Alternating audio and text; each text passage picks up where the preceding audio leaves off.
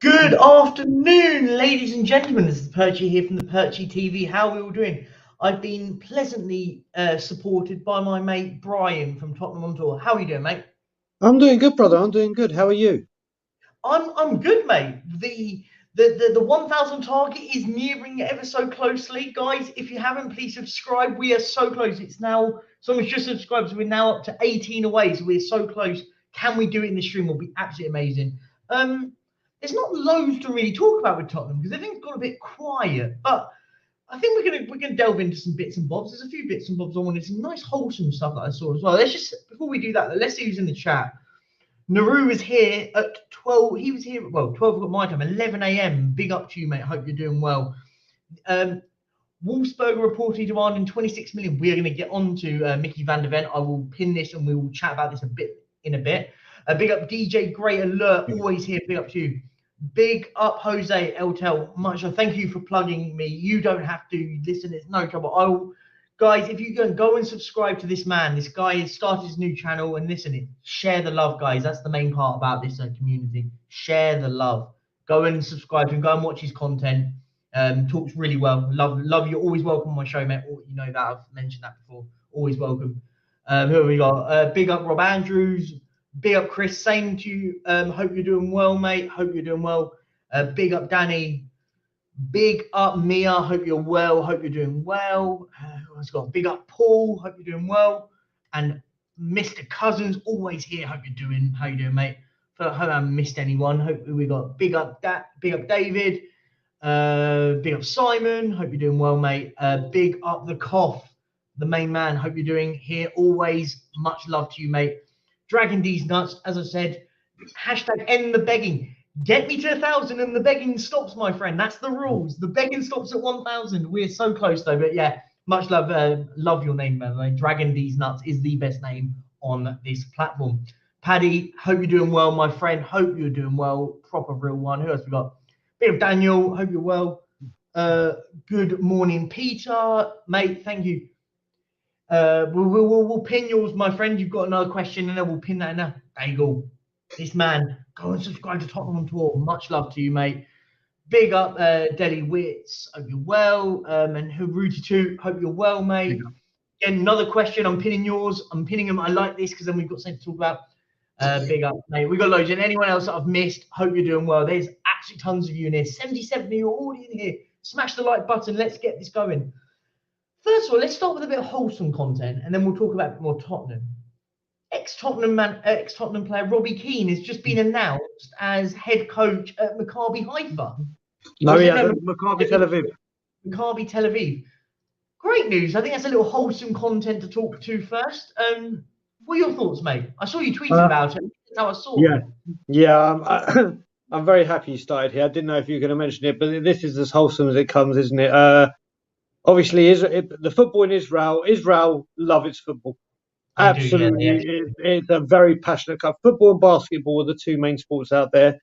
The national team is improving and has some very good players in it, but they're the king of the draws. They always draw. And it's very rare to get a big name out there, and Robbie Keane is a very big name for obviously here and with Spurs, but internationally he's well known. He's very good for Israeli football, and you know what? Fair play to him. If he wants to get into management, he hasn't just walked into a club or a country where it's easy and he can settle in. He's going to a place where he's got to learn a language, and trust me, learning Hebrew is a very, very hard task. Agreed. And what he also hasn't done, he hasn't just gone and taken a job like in England. He could have easily gone to a League One side or a Championship side.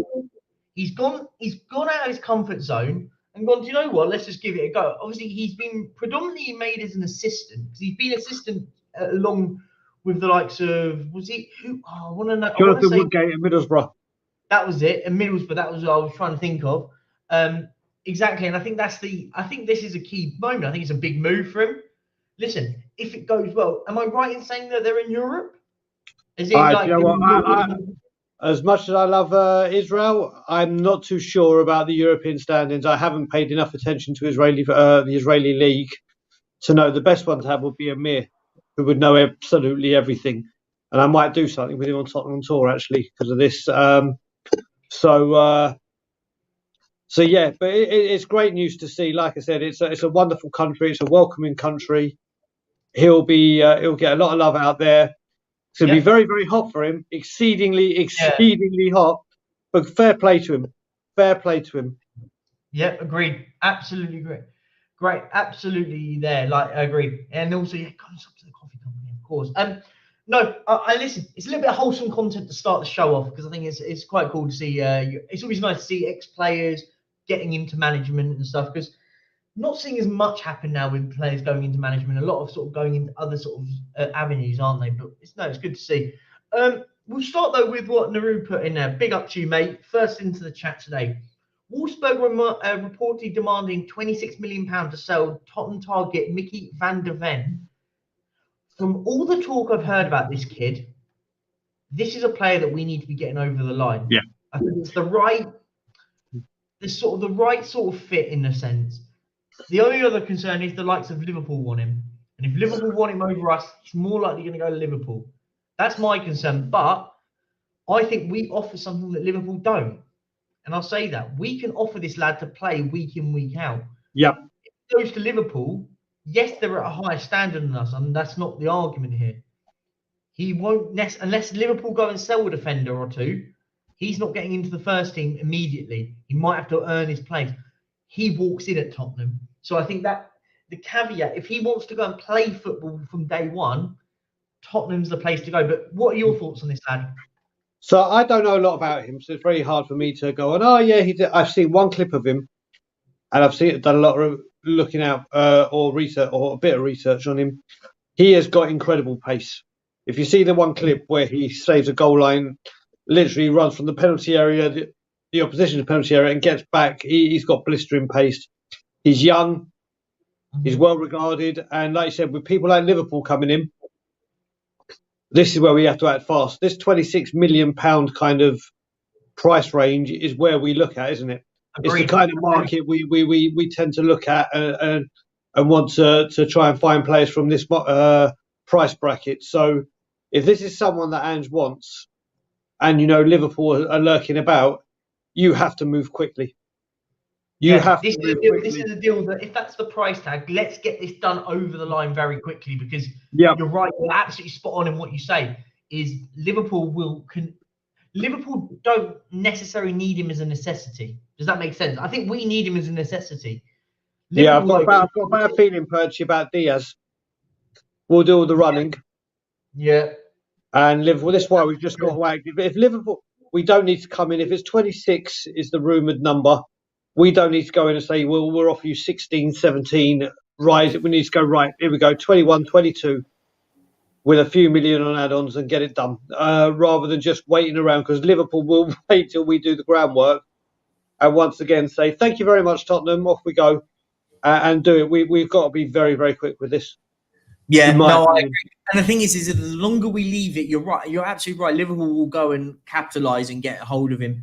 Liverpool don't need him. As I said, Liverpool don't need him as a necessity. We necessarily do. So if you want to get this done relatively quickly. If that's the fee, there is wiggle room with Wolfsburg. They're not going to go, we're going to stop at £26 million, are they? Let's be honest. If we do it quickly, if we go, we'll offer you £15 million and maybe 17 on add-ons, or the other way around, £20 million, 5 add-ons, whatever it is, whatever you want to do, I think we can get that done. I think it's a relatively sensible deal that we can get done. And I think it's a deal that we should be getting done quickly. I've got others pinned, but I've just put this one up. Romain Mundle today is joined Yaya Touré at Standard Liège. Yep. That's a concern, isn't it? Well, do you know what? We knew Mundle was going before Yaya was going, didn't we? This had been rumoured for a few... And Yaya's there now, and he's there. He is a big talent that we'll see back in the Premier League in a few years' time. Who knows, maybe back one day with Spurs. This will be a Marcus Edwards Madueke conversation. Yep. It will be. And this is what irritates me at this football club. And this is the one thing. It just shows the complete and utter mismanagement that this young man who is touted by a lot of people is now going to get his opportunity at Belgium. And let's be honest, it's the sort of thing that, here's a question. It's the sort of thing that Brighton will end up snatching him, by the way, in 2-3 years from Belgium and go, this guy's got high stats, blah, blah, we're going to nab him for 15 million quid. And he comes to the Premier League and turns it up. And that's what I'm going to hate the fact that we're going to see that. Because I'll be honest, that's what I think it is. Yes, well, we'll see. We've got a bad track record of these youngsters going and then a few years' time coming back. We seem to be holding on to the ones that aren't doing anything and then keeping the ones, getting rid of the ones that are something. So hopefully Ange can put an end to this and Gabonini will put an end to this. But Mundell is a talent. He is going to be a talent. He will be. I think he's going to be a really good talent, and he's going to be a player that we're going to look back at and go, "That's not good." We're going to look back and go, "What was that?" Our new sport director signed him from Wolves. Yeah, I mean that's a worry, isn't it? But listen, this is the thing. Those sort of things, when things sort of mash up, that worries me. Big up, Nay, by the way. Welcome. I haven't seen you in here, so welcome if you're new in here. Much love. I think that's a key problem. My concern will be is if we start losing out on these sort of players. Let's be honest, if this lad will happily be a squad player at Liverpool, overcoming and being a first teamer at Tottenham, does that say the state of us at the moment? I think it does. You've got Champions League and everything they offer, and do you know what, Liverpool? You look at Europa League, aren't they? Oh yeah. Sorry, the Europa League. But they will get into the Champions League next season. Let's be honest. Yeah, and the thing is as well, you've seen it. The one thing I will say to Liverpool, and I have a very soft spot for Liverpool because of Robbie Fowler. I honestly prefer Fowler to Shearer. Put it that way. That's on his pop. I loved Robbie Fowler. And people like Fowler, people like McManaman, people like Owen, people like Gerrard, people like Trent Alexander-Arnold, the guy that started playing last season, Harvey Elliott. They will play youngsters. They will give players, it doesn't matter. Being a squad player at Liverpool doesn't mean, you're just on the bench and if someone gets suspended, you play. They play a squad. We don't use our squad. So if Liverpool come call him, this is why this needs to be just done. Thank you, Curtis Jones. That's the one I was talking about. Yeah, Liverpool are a team that have always, if they've got youngsters and they think they're good enough, they'll start playing. They will do it. Example, isn't it? Yeah. They put Trent in and bang. There you go. They've got a right back now for the rest of the next 10 years still, even now. Yep. And I think that for me is such a key point. Like that Liverpool do bleed these players through. There was I want to say that there was another, and there's the Liverpool fans that are in here. Let us know. There was another. He's the Spanish lad, Bajic. He's another one that's come through their academy. Stefan Bajic or whatever. I'm probably butchering his name. He sounds like he's got a Croatian name, but he is Spanish. And he's another real big talent. Liverpool, have a knack of just getting these young lads through. I mean, and they also buy young. I mean, they've got one of their lads is now going out on loan to RB Leipzig for the season in Fabio Carvalho. What a player he will be now, by the way, because however much people question about Leipzig, what's the one thing that they do great at? Bleeding youngsters, making youngsters good. The whole Red Bull franchise is about bringing youngsters through. It's how Haaland became an absolute sensation because he did it over at Salzburg. So I think that is such a key thing here. And listen, I think we can do it. I think we can get this Van de Ven through done. But you're right. When Liverpool come knocking, you're going to pick Liverpool. The whole thing. Well, the other thing you've got to look at it with it as well, Percy. If we get Tatsoba in, and then let's just say Maddison comes through the door, then people might start going, do you know what? Maybe Tottenham are taking this seriously. Maybe they are backing Ange. Maybe they are taking a step in a new direction. Whether they do or they don't is up to debate. But if we start signing the players that actually are needed, then who knows? Of course. Of course, I completely get that, and I totally understand your point there. Agreed.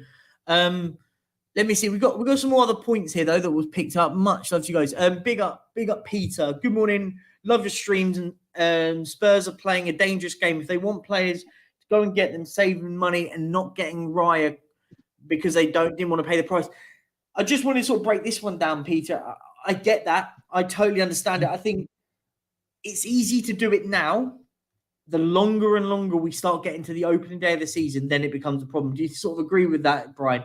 I think it's okay doing it now. It just the problem starts happening when the longer we go into preseason, the nearer to the opening day of the season, the nearer to deadline day. That's when fans start going, guys, come on, we need players here. Yeah, we need players.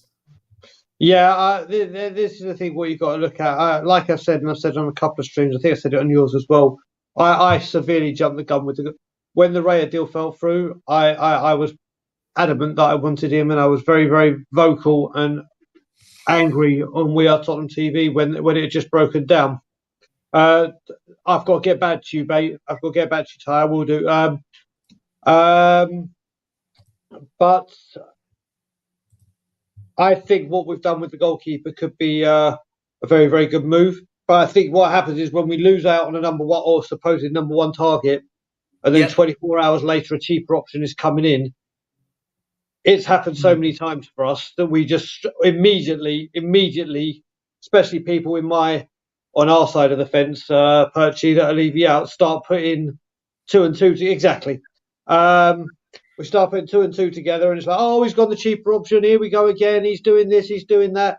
And I was one of them that was chomping at the bit to go mad. But you look at it, like I said, I saw a tweet that said, typical Spurs fans want us to shift to this data-driven kind of transfer policy.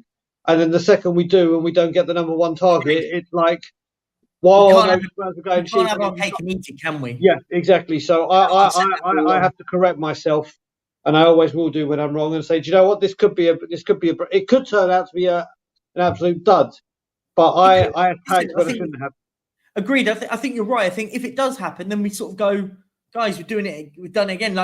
This is what I said. I said at the time, I think we can't judge a player that no one's ever seen. I think, and anyone that says they have, they're either watched all of Serie A, because let's be honest, if you're watching Serie A games, you're not watching Empoli games unless they're playing the likes of AC Milan, Juventus, Inter Milan. You get the picture. Yeah. So anyone that sort of goes, oh, they're watching Empoli versus Bologna, I'll put my finger up and go, you're lying, unless you are from Italy and you watch the Serie A. Exactly. So that's the thing, Jack, isn't it? When I'm seeing people go, oh, this guy's crap, based on what? Based on a highlight reel that someone's conjured up of him making mistakes. I could do that about every single goalkeeper in the Premier League. I could do that about Edison and Alisson. Do you know what I mean? I could do that about Hugo Lloris, and it'll be a movie picture. So it's like when people do that, I get really irritated because I have to have the same energy. I have the same energy when people do it about good things, by the way. This isn't me just on about negative things. If fans did this about a goalkeeper and started making compilations of him doing amazing saves, amazing catching, all this lot, then I'd go, well, guys, calm down. Like, you can easily make a highlight reel about any way you want. You can make it a negative or a positive, however you want. I think as a fan base, we've just got to be a bit more settled and go, do you know what, guys? Let's just see if it works. If it doesn't work and this goalkeeper just starts letting in clangers after clangers, then you go, look, guys, we need to go get another goalkeeper. I made the point before. I said the goalkeeper in front is such an imperative signing because look at Chelsea. They're looking to go and get another goalkeeper, by the way. They've spent 78 million on Kepa. They spent 60-odd on Eduard Mendy. They're now basically trying to get rid of both of them to bring in another goalkeeper. So it's like, it's imperative to get the goal. And when everyone says, everyone goes, oh, it's just the cheap option. Chelsea's the example that the cheap option sometimes could work. They went and spent big money on goalkeepers and it's gone horribly wrong. So there's always arguments on both ends of the spectrums, isn't there? How much did Brighton pay Robert Sanchez? And everyone wants him. How much did Brentford buy David Raya from, and now everyone wants him? So I think we have to be a bit more sensible with it. Do you know what I mean? I think it's a very fine balance. I think, Jack, where you got to start looking at things is if we miss out on Tatsoba because of money, and we miss out on Maddison because of money, Mhm. then it's time to get the knives out, and I'll get the knives out, and I won't put them back because I get that. These are identified as right. These are actual genuine targets that we desperately want. And Maddison for a few years now. If all those fall through, then it's like, right, here you go. You are going cheap, or you are doing this, or you are doing that. But we'll have to wait and see. We have to wait and see. I think you're right. I think that's the main thing at the moment. It's about waiting and seeing, and just everyone just taking a bit calmer. No, C to the fourth has just said there's no evidence of data-driven recruitment has been implemented. It takes years, and you can watch. But let's be honest, we don't know that. We're just talking about it in the sense of that clearly the data shows that this goalkeeper is very similar to David Raya. It doesn't need to take you to be a brain surgeon to go. There's got to be. I know what you're saying. I do agree to the full point of what you're saying. But let's be honest, the data shows that these players are relatively similar on data front. So let's be honest, there's got to be a reason. Let's be honest, it doesn't. Spurs obviously must still do it, by the way. We just don't do it correctly. Do you know what I mean? So there has to be in some degree for it to work. I know what you're saying is it takes years to sort of make an actual scouting network based around it. But listen, we don't know. We can only judge on what we see. The data shows it, so obviously people are going to put 2 and 2 together. We've got some more questions, mate. Big up Root 2, mate. Big up, Rudy. No, I was just saying we're with the goalkeeper as well. People, I think we've got to remember as well. This has got Fabio Paratici written all over it. Yeah, I mean, of course, all over it. And I think a few of the targets that we may actually get this summer will have been on a list that was made last January or before he left, and he would have profiled them. So I think they've got a lot. I think he's got a lot to do with it. Of course, no, I agree. Ruti, big up, mate. I hope you're well. You're always here. Did you see that Inter are now after Alex Scott? I'm not shocked. And Fenerbahce started negotiations with Perisic. Listen, I would have Alex Scott in, and I want Perisic gone as quickly as possible. I'll say it how it is. I think people got really excited about him. I'll be honest. I thought I was expecting a proper quality player coming. I thought, yeah, he's got a load of assists from corners. Yeah, he's good at corners. I don't think we should be paying 200 grand a week for someone that can take a corner. Do you know what I mean? Yeah. I think his overall gameplay, he is way short. And then going to the likes of Fenerbahce might be great for him. Listen, if I was Tottenham now, here's one. If I was Tottenham now, I'd be going, do you know what? Let's try and get Arda Güler. We'll put Perisic pass him over to you guys. If we can be, I know he's got a release clause, but if I was Tottenham, that is an absolute steal. 16 or 17 or million euros for a 19-year-old that is going to be a world beater, by the way. He's going to be a world beater. And I mean, I don't know enough about the Turkish kid, but what I will say, when we signed Perisic, I thought that was the marquee signing of the summer for us. I thought that was outstanding. I thought it would be brilliant. And you know what? He's just not good enough for Tottenham. I don't mean he's not good enough for Tottenham, sorry. The way we played just doesn't suit him. When he goes away with Croatia in the World Cup, what's he do? He performs brilliantly. When he's in the Cup of Nations, what's he do? He performs brilliantly. Yeah, but I think he's at Tottenham and the Premier League. I think he suits international football, though.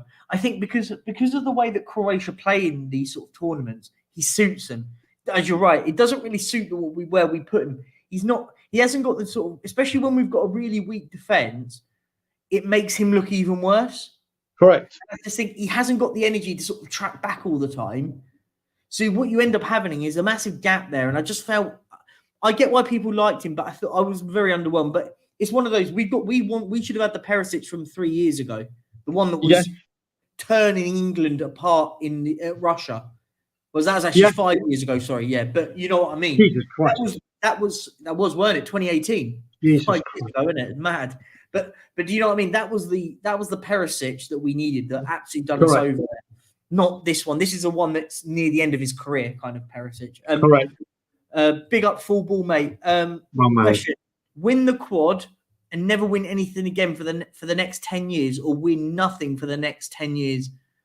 but ENIC finally sell up. Oh, that's a good question, actually. Well, first of all, we're going to have to change it to the treble because we can't do the quad. No, but let's just say for hypothetical, win the Champions League, and that's what the quad is. We're saying we're winning all the four biggest trophies we could do, depending on it. I'm going to say something very controversial. I'm saying I'd take the quad right now, and do you know why I'd say that? No one else has done it yet. I'm sorry. I'm going with the latter. And the only reason I'm going with the latter is because we go with the quadruple, and will we kick on? But I think it's all the hypotheticals. This is the great part of it, isn't it? This is all the hypotheticals. I understand both. I wouldn't be against either of them. My point being, I would only say the quad right now because no one else has done it. Being the first team to do it would be like, okay, that's similar to what Arsenal do with the whole is your gold thing, like, and stuff like that.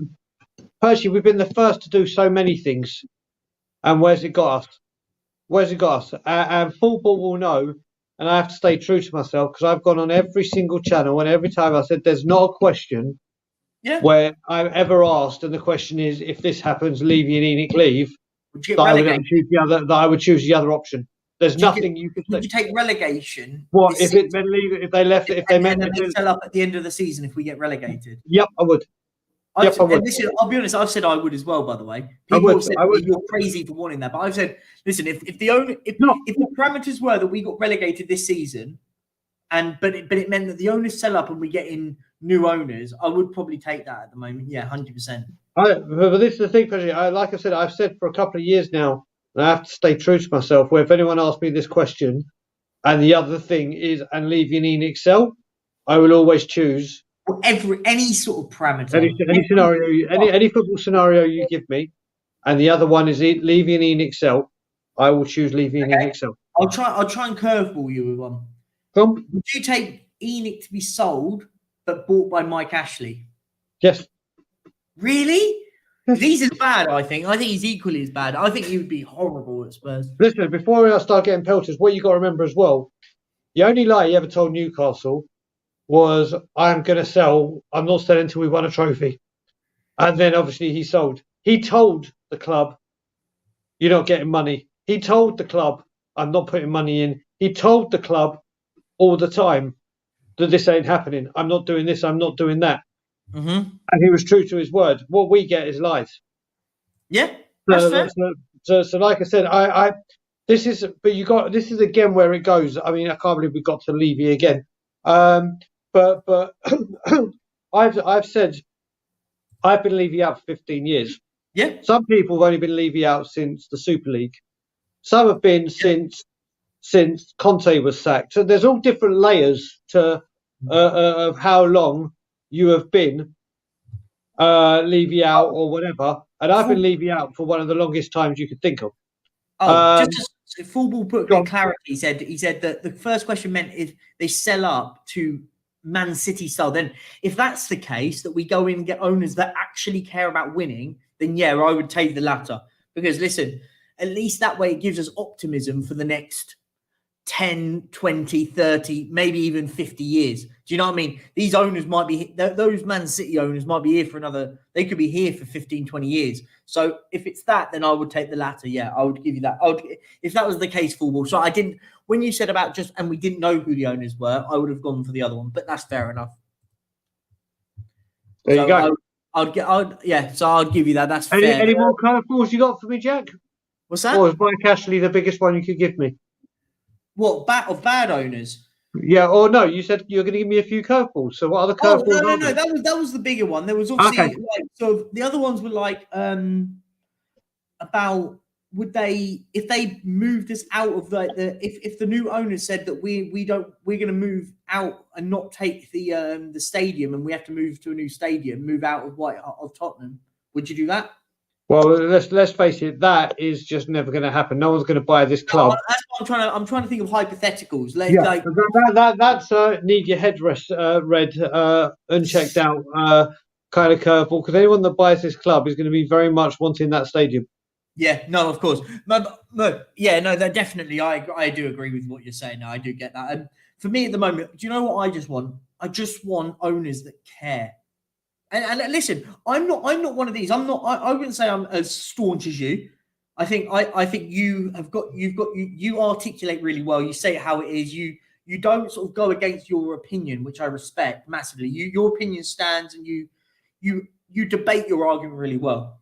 I want change. But the thing is it's not a yelling match with you. It's I will articulate my thoughts, and you will debate with people about it, and you'll make your voice heard on that. I respect that massively.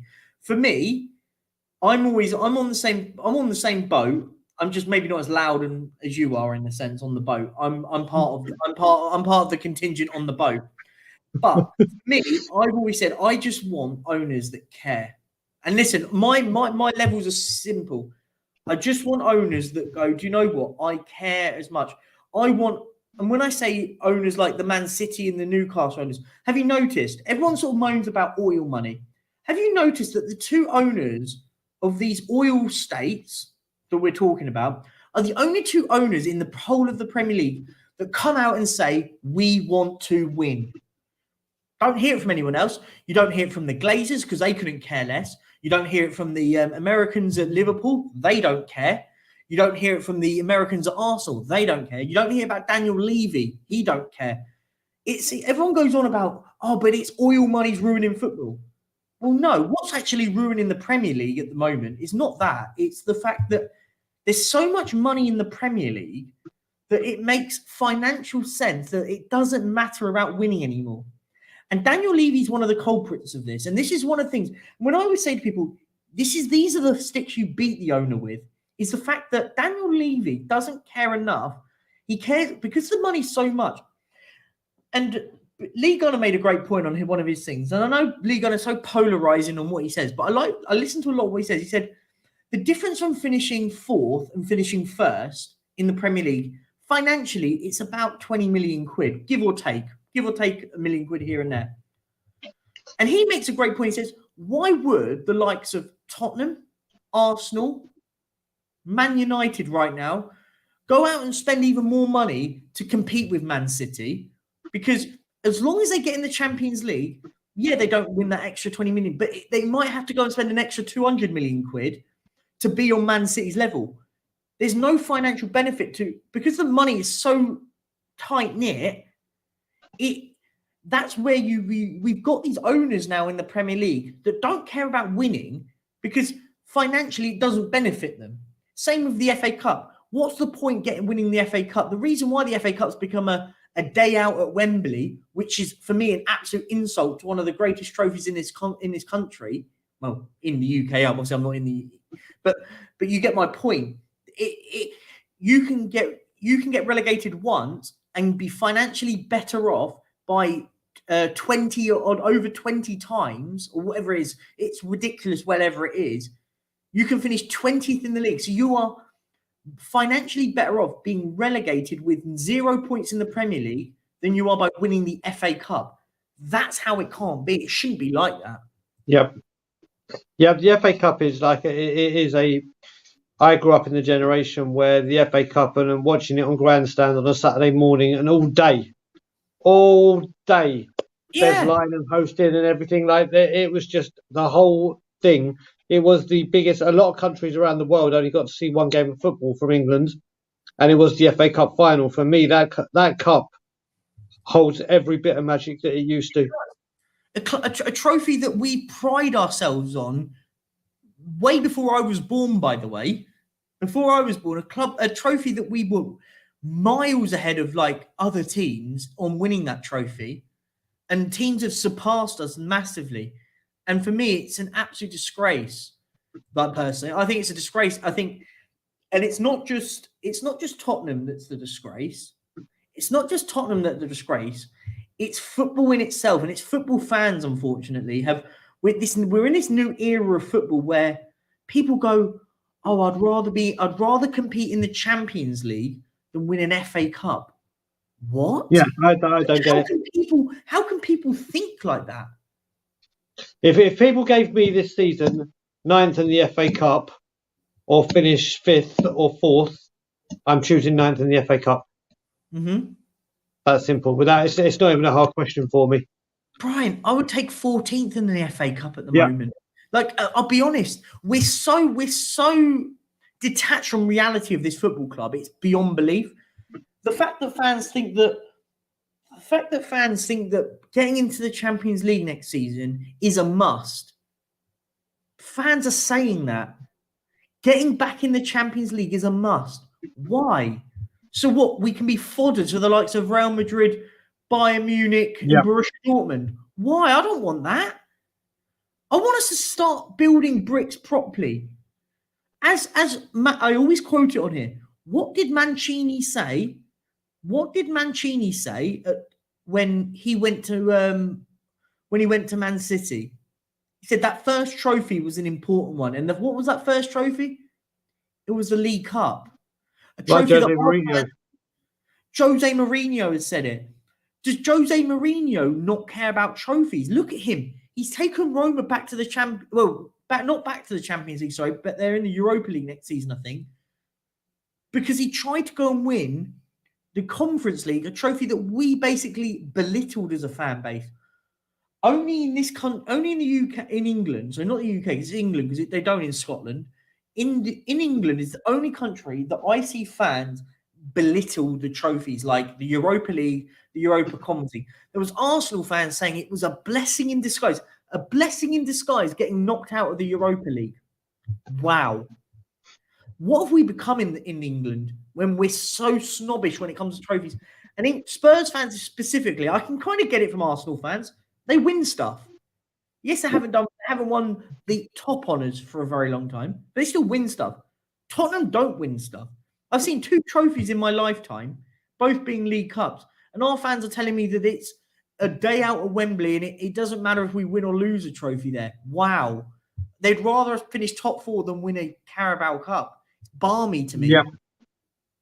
No, that's the thing. That's where we have become, like you said, Arsenal are used to winning. Liverpool being in the Europa League is a kick in the teeth for them, but because they've won Champions League, they've won leagues, they've won FA Cups, they've won League Cups. Same with Arsenal, same with Chelsea, same with. Whereas we just sit. You got to remember, and I want to try and stay away from Levy, and this is me even saying it for God's sake. When Manchester City were taken over by the owners that they have, we have more trophies than them. They've now dwarfed it by about 20 odd. Incredible, isn't it? And we've won one trophy in that time. Oh, sorry, since the last time we won a trophy, when we won our League Cup in 2008, since then they've won about, I think it's between 16 to 21 trophies in the time that ENIC have been here. And this is Manchester City, who are now the great Manchester City, but I can assure you, before they were taken over, there was nothing great about them, apart from their fan base. No, I agreed, and I agree. Their fan base is very good. I think they get belittled by people on social media saying it's all plastic. Nah, these lads, a lot of the lads, I know they've got a new core of fans now because of the success they're getting.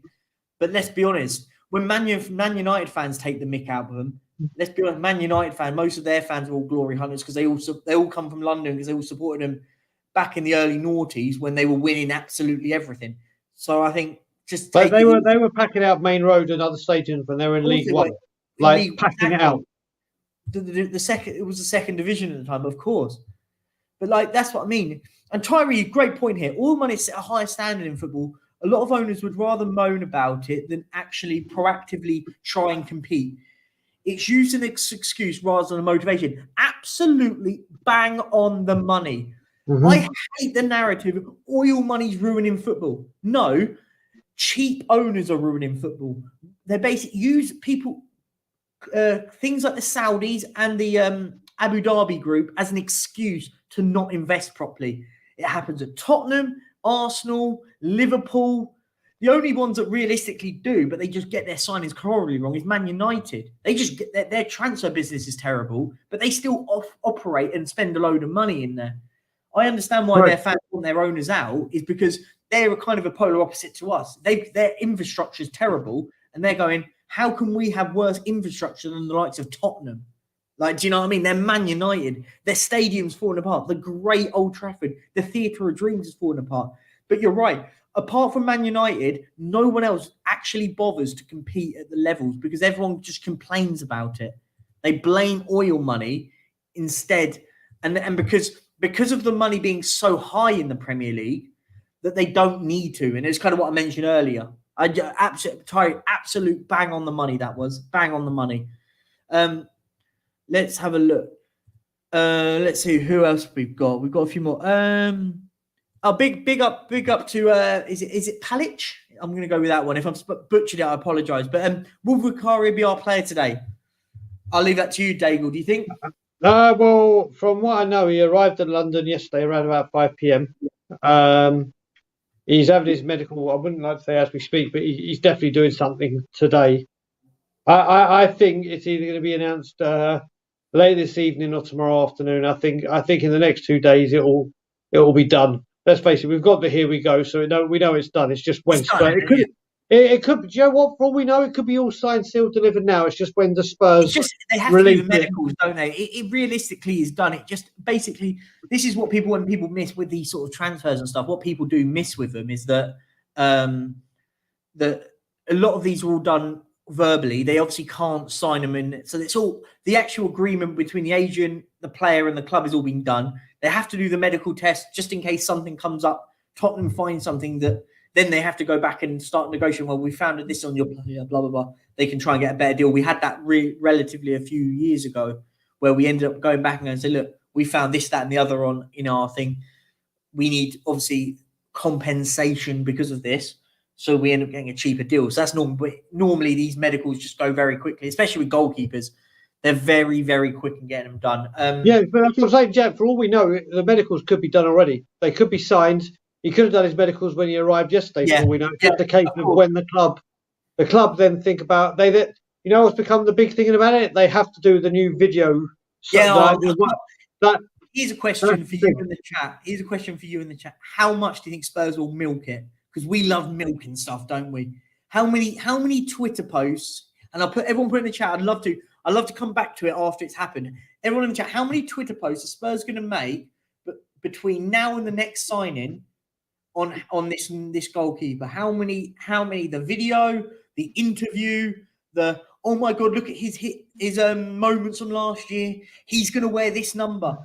The club will absolutely milk it. We do it every single year, and I fought for every year because I love all of it. It's mad. I'll tell you how it will exactly be done on Twitch as well. This is my prediction, and we'll see what you say, Jack. They'll remove their bio like they always do. Then right, something's about to happen. Then they'll put the Italian flags, something like Buongiorno, or something like that.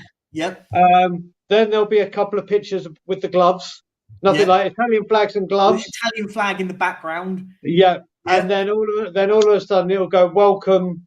So I think the first thing that will happen is Spurs will change something, and it will just have the Italian flags or the word Buongiorno, or words to that effect. Then a couple of minutes, like what they did with Kulusevski, Swedish flags. No, gimme. Oh yeah, Swedish flags. And then they released it. Then they released the video. So I reckon there'll be about 3 or 4 videos. That's a player that we've had for 18 months, by the way. This is a new goalkeeper that not many people have heard of. We are going to milk it off the scale because that's what we do, and that's the thing. Before we just quickly carry on, there's 178 of you in here, and 57 likes. Come on, guys.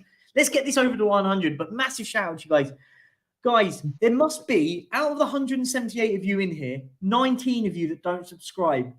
18. There's 18 of you that don't subscribe. Can we do it in the last 10 minutes? Get me to 1,000. There is a clip that I want to show you guys that the missus has done for me. So massive shout out to wifey. Thank you so much for doing it. And I want to do it for you guys on stream. So I want to try and please, if we can get to the 1K on stream, that would be absolutely amazing. We've got 10 minutes. Come on, guys. If you haven't, hit the button, help a brother out. And it would genuinely be in the world of good if we can do it. That would be so cool if we can do it on stream. That would be so cool. 10 minutes until I'm signing up though. Strasbourg Steve, hope you're doing well, my friend. Real one, day one of the channel. Hope you're doing well, mate. But yeah, no, I think, listen, we're going to, I think we're going to go and milk it proper. But listen, for me, I'm one of those. I like it all. I like seeing it all, but great. We move on. I want a centre half coming now. Let's get this stuff done. Let's act like a proper football club. Get a centre-half in quickly. Even if the centre-half, by the way, is Tosin Adebayo from Fulham. Even if it's him and it's what I would say the understudy centre-half, I wouldn't even be too against it.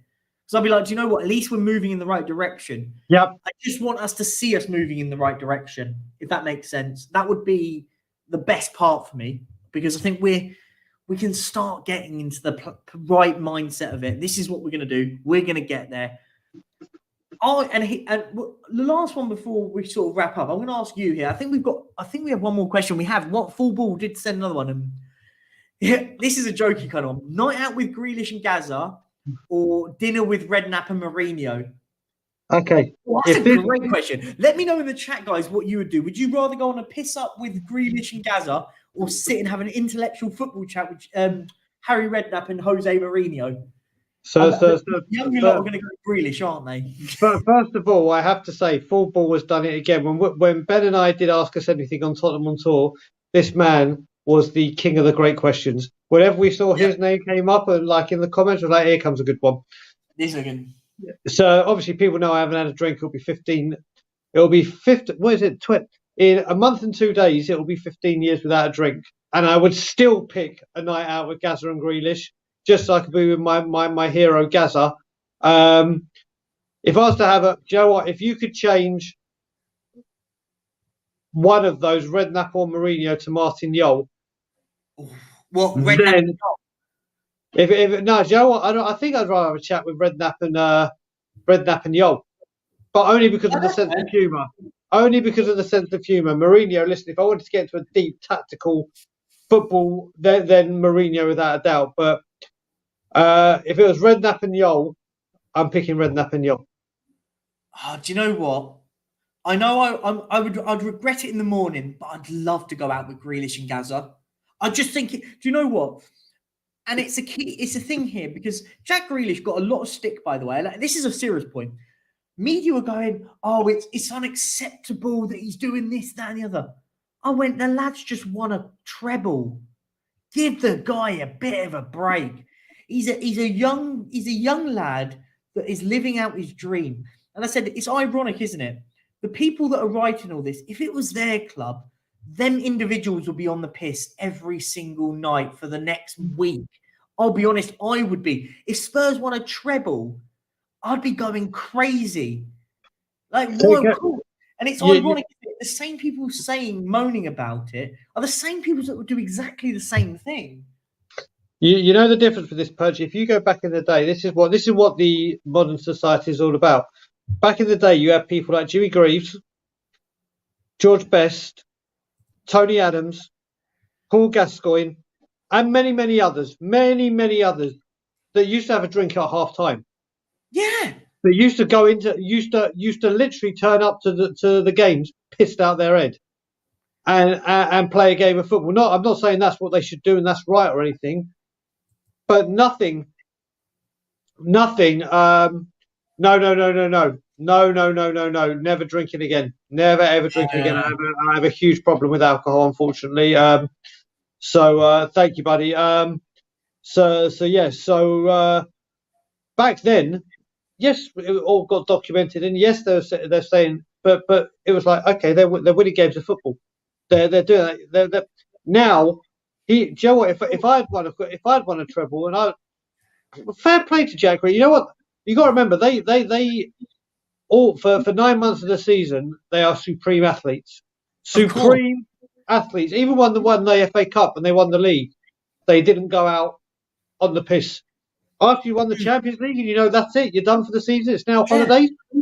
Go on, mate. If I was still drinking and I'd won the treble, mate, Jack Grealish's antics would look nothing. Yeah, of course. Compared to what I would have done. He's a 20-something-year-old man. They have these months off to relax, and they don't stop playing football. They just don't stop. Big up, my brother. Wait, I'm not sure what you mean. If Spurs won a trophy, I'd go crazy. That's exactly what I just said, didn't I? I'm just saying, if we won a treble, I'd be going apoplectic celebrating. You'd be basically me just partying every day with everyone in the streets. Yeah, no. If we listen, at the moment, from last season, I started celebrating 3 consecutive passes, to be fair. It was that low the standard. I mean, literally was like that. I was, oh, God, we've actually made a few passes. Woo! But yeah, no, you're right. If we, I just found it mad, like how people don't grasp it. Do you know what I mean? Like, come on, give the kid a break. He's a young lad living out his dream. Look at what his dad was like. Like, his reaction from his dad said it all, didn't it? It was just brilliant. Like, I just think we're so easy to do you know what's so amazing?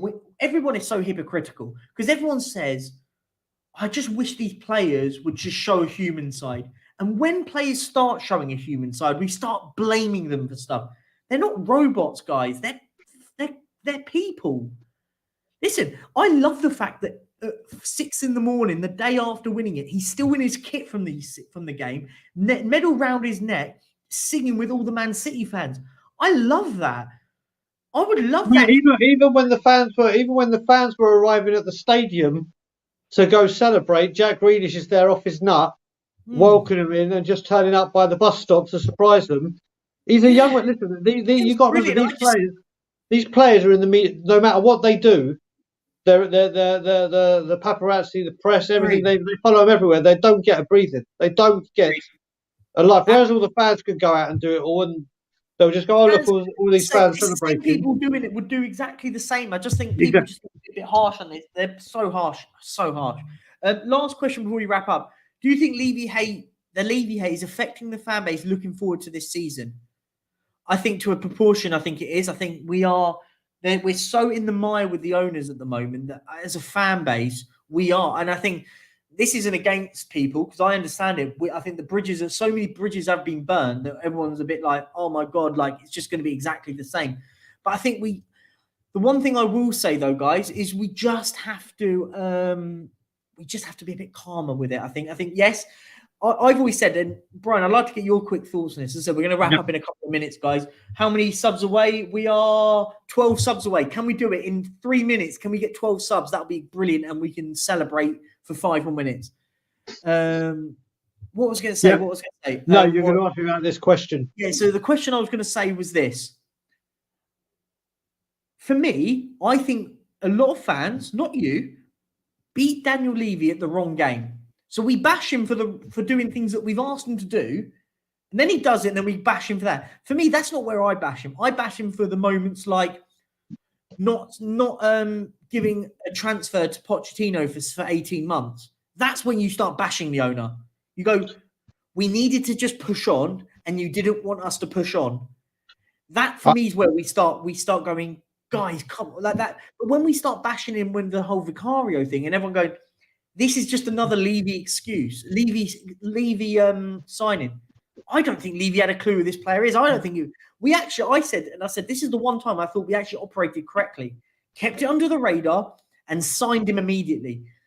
But just to sort of point out to James's point here, is it affecting the fan base for looking forward to next season? I'm big up to James as well. I do a lot of Twitter spaces with him. So I hope James is a top lad. So I'm so happy this question you brought up because I'm going to go completely the opposite way to you. Not because of my stance. Don't get me wrong. There are some Levy outers that aren't part of my group or the group that I'm with that go absolutely, what they say is absolutely vile and don't condone. But I'll give you the prime example. Last week I went on the Fighting Cock with Flav. Yep. And Flav was a great host. Flav was one of these channels that said, you know what, I want to have this discussion to see what the other side or see what people that aren't against the board, people that are against the board feel. So he had us on. We did the stream or the podcast. I posted that, great news, guys. We've done this with the Fighting Cock, and it was a wonderful time with Flav. It was this, it was that. And we mentioned on it how I keep saying there's a civil war between the Spurs fans right now. It's a civil war. There's no way of getting around it. If you go look at the tweet I put out, loads and loads of people, it's brilliant, Flav putting on this so the message gets out there and people can debate it and you can discuss this. Well done, Flav. All very if you go check Flav's post on the Fighting Cock, the pure hatred and vile things being spoken about myself, Stelios, and just Levy out is absolutely disgraceful. Yep. Beyond anything. And it's like, whoa. This is, and like I said, I'm not saying it's just it's just them, because it's people with us as well. So I don't even know if it's Levy hate. I think it's fans hating on fans. Yeah, that's what I think it is. I don't think it's got anything to do with Levy hate anymore. Yeah. This is now, and Perchy, you know a certain thing about someone that's coming for me. We're not getting into it on this or anything. And there are people that do some very, very vile things, and I mean horrific things. No, the things that do unexplainable things, and you know what? This is the thing. This is this sort of ideology sort of argument. And so people have different ideologies. People want to go, well, you guys are negative because you're just absolutely having it out with the club and all and the owners and stuff. These people don't want that. I said the problem is we always say this, don't we? Hate the theory, don't hate the person. Come and have, if you don't agree with what me, Brian, Sava, Stel, whoever it is, things, don't hate on the player. Hate on, if you don't like the theory or the ideology that we're thinking, don't hate on people. It's like I just find you're right, and some of the stuff is nasty. And listen, I think people just need to sort of go have this sort of line in the sand moment. Listen, let's move on. We all want the best for Tottenham Hotspur. Some people want, and it's funny, isn't it? Because you get these arguments and stuff when we talk about a centre half. Oh my God, why do you want James Ward-Prowse? Don't you have any ambition? What? Because I like Because I like the player. What? Do you know what I mean? We have this all the time. Oh my God, you must not care about the club because you want Harry Kane to be sold. No, yeah, this is what we've become. Bad. This is exactly what we have come, brother. We literally become something that what we become now, rather than arguing about is a player good or not, we argue about the finances. Of course. And is it a good deal, and how is this contract structured and the payment structured, and the last year of his contract, it's like, Brian, we as a fan base, we argue about formations and stuff now. We all go, oh my God, how did you not like Conte because he played three at the back? No, I wasn't a fan of it. Big up, Koff. We're going to answer that last question, but time's up. We're going to have last question. Big up to Ross Parsons who put in the last question. And I'll put this too quickly because we're going to wrap up. We are 10 more subs away, so we may not do it today, but hopefully tomorrow. And I just wanted to talk before we answer this one. Guys, tomorrow and Thursday, the stream won't be on tomorrow, Thursday, Friday, Saturday, Sunday, or Monday coming up, because I have to be in the office on Tuesday and Thursday, and then on Friday I'm jetting off to Hamburg for a stag do. Actually, I may be able to do it on Friday, but I'll have to do it from like a coffee shop or somewhere, and I'll see if I'll be able to. So then maybe on Friday I might do it a bit earlier. Maybe do it as like a. Yeah, but don't do it smash like you're celebrating or anything, because then you get a load of grief. No, no, I can't celebrate. Sorry, you can't, because I'll have the papers over it. Exactly. Yeah. So I might be able to do it a bit earlier on thing, and I'll figure out a way of doing it, and I'll find a quiet place, but I have to be a bit quieter because I'll be in public and stuff. And last question, yes. Sell Harry Kane for £110 million or sell Eric Dyer for £1 million this summer? This is actually a great question, by the way. It's a piece of piss question. It's an easy question. Is it? Easy. What would you do? Dyer. Bye-bye. So, but I'm assuming, Ross, in the context of this, it means that Kane goes for free next summer, right? Don't care. Get Dyer off the books. But if we sold Harry Kane for 110 mil, we could have still ripped Dyer's contract up. That was my theory. But that's like that's like the person, Jack, that says you got 3 wishes and you can't ask for 1 million more wishes. That's fair. So if it's one or the other, bye-bye, Dyer. I mean, if it is literally one or the other, Dyer's got to go, of course. But I like the question. The question, the question's thought provoking because it's like the 110 mil could do us a lot of favors, but it meant getting rid of Eric Dyer. If it meant Eric Dyer wasn't at the club next season, that would be great. But you're looking at it as well. If Harry Kane left next season for zero, we didn't spend any money bringing him into the club anyway. Yeah, but I think the 110 million, if we use that money, that could do us a load of good. There you go. There you go. And again, with hypotheticals, we're not using the money to get. So you've got to take that into equation. Absolute fair point. Absolute fair point. Guys, we're going to wrap up. What's the final sub count at the moment? 990. 10 of you must be in here. Please sub. And then 10 of you need to sub, please. There's 137 of you still in here. If you haven't, please do so. But listen, guys, I just want to say massive thank you anyway. We're nearly there. We're going to get there at some point, hopefully this week. I just want to say a massive thank you, guys. Obviously, if it happens when I'm not on stream, then I will record a video to say thank you. But I just want to say, guys, I know everyone sort of jokes about El Beggio. That's the new nickname, El Beggio. El Beggio was suntanning it up yesterday, so you could probably see the suntan was going well as I was laying in the pool, winding up Barry because I was calling myself El Beggio. But genuinely, on a serious note, absolute massive, massive thank you to every single one of you that has subscribed, that come in and watch my stuff. I don't think you realise, because it is hard. It is so hard doing this. And Brian will know, obviously, he's got a much bigger channel than me, but you know what it's like getting stuff, getting people on, getting stuff organised. And it genuinely, it touches me that you guys all come in and watch me. I didn't think I'd ever get this. I thought I'd have a couple of hundred people that come in, 30, 40 people come in and have a little chat. The fact that we had a max of about 160 in here on a lunchtime on a Monday. So genuinely, massive thank you, guys. Everyone stay safe. Have a great week. And on that note, guys, I'm going to leave you. Brian, thank you so much for coming on. It's genuinely a pleasure sitting there chatting with you, honestly. No worries. I just want to very quickly say, me and Ben released something on Tottenham on tour. So if you've got nothing to do, it's pre-recorded. It's out. Go over there. Ben, now. Put the link in the chat now. So you've got that now, and obviously I'll be on Ben's stream at 2:00 on the Coffee Company's channel. So Tottenham on tour will be back daily. I'll be recording with Amir tonight. Like I said, I've already arranged it. We're going to do a Robbie Keane to Israel special, and if any other news breaks. Always. And just to touch on what Joe just said here, what happens at 1K? I can apply for monetization, and then the charity stream will be announced. As soon as the 1K hits, I will announce the weekend.